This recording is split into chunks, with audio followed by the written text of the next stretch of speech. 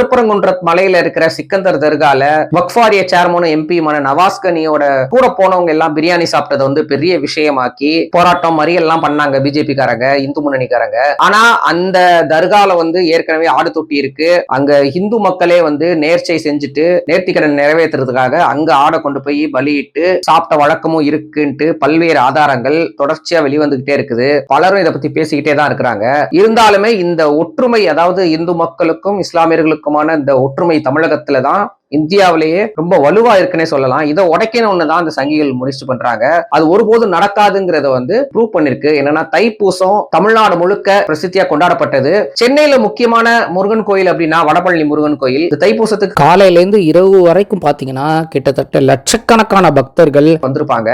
அவங்களுக்கு, அதாவது இந்து மக்களுக்கு இஸ்லாமியர்கள் வந்து ஒரு நல்ல விஷயம் செஞ்சிருக்காங்க. என்னன்னு பாத்தீங்கன்னா வடபழனி மசூதி தெருல இருக்க ஹக்கானி மசூதியில ஸ்டார் பிரியாணி இந்த நிறுவனத்துக்காரங்க என்ன பண்ணிருக்காங்க அப்படின்னா பிரிஞ்சு தயாரிச்சு கிட்டத்தட்ட 150 கிலோ தயாரிச்சு அந்த மசூதி வாசல்லே வச்சு இந்து மக்களுக்கு விநியோகம் பண்ணிருக்காங்க இலவசமா. கிட்டத்தட்ட ஒரு 2000 பேருக்கு மேல வந்து வரிசையில் நின்று வாங்கிட்டு போய் சாப்பிட்டுருக்காங்க. இதுதான் ரிலீஜியஸ் ஹார்மோனி அப்படிம்பாங்க, அதாவது மத ஒற்றுமை அப்படிம்பாங்க.